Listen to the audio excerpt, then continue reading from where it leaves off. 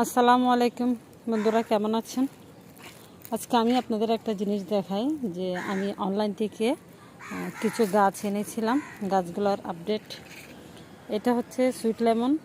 এখনও আজকে আনছে হচ্ছে 7-8 দিন হবে, এখনও তরতাজা হয়ও নাই। মানে কি বলবো, সব মরা মরা সুইট লেমন। এখানে 3-4টা ফল ছিল, সব ঝরে পড়ে গেল। তারপরে এটা আনছি, এটা হচ্ছে মিষ্টি তেঁতুল। এটা একটু বৃষ্টির পানি টানি পেয়ে তাজা হলো। এটা হচ্ছে আমলকি, এটা বৃষ্টির পানি পেয়ে তাজা হয়েছে। আর এটা হচ্ছে দেখুন, এখানে লেখা আছে জলপাই ম্যাজিস্টোর, জলপাই ম্যাজিস্টোর একটা পেস্ট কানছি। দেখেন জলপাই গাছের পাতা টাতা পরে সব শেষ। এটা বাঁচবে কিনা আল্লাহর রহমত, আল্লাহ জানে বাঁচে কিনা। তারপরে একটা পেয়ারা গাছ আনছি। আর এদিকে হচ্ছে একটা আপেল গাছ আনছি। আপেল গাছ মাশাআল্লাহ ঠিক আছে, এটা নাকি শীতকালে ধরবে, পাতা টাতা আরও বের হবে। এর সামান্য এই গাছটার দাম আমার থেকে 900 টাকা নিয়ে ফেলছি। এটা তো পাতাও নাই, কিছুও নাই।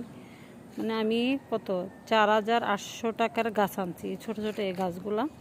এইগুলা থেকে 4-5টা একদম মরা মরা অবস্থা, মরা মরা অবস্থা, আর একগুলাই টিকে আছে। এখন এটার জন্য কষ্ট লাগে, কারণ এটা সুইট লেমনটা আমি অনেক শখ করে আনছিলাম, কিন্তু এটা এখনও তাজা হচ্ছে না। মানে পাতা টাতা সব ধরলে ছিঁড়ে পড়ে যায়, এই অবস্থা। এখন এটা কী অবস্থা হবে আমি তো জানি না।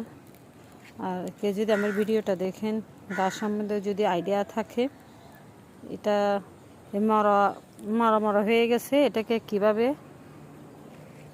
সুস্থ সবল করব যদি জানেন কমেন্টে জানাবেন। আর এটার তো একদম পাতা শেষ, এটা একদম তরতাজা আছে কিন্তু পাতা নাই। পাতা আসবে কি না জানি না। জিনিস দেখে আমার 3টা সফেদা গাছ, এদিকে একটা, তারপরে হচ্ছে এদিকে একটা, এদিকে একটা ফল আসছে। আমাদের চট্টগ্রামে আলু বুট বলে, এটা হচ্ছে বইয়ের বাসায় সফেদা।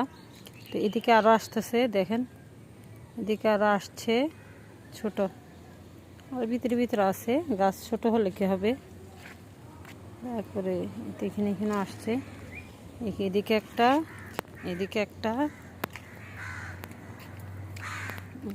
এদিকেরগুলা মাশাআল্লাহ বড় হয়ে গেছে। এদিকে একটা আসতেছে, এইখানে এটা, এদিকে আরও ছোট ছোট হচ্ছে মাশাআল্লাহ।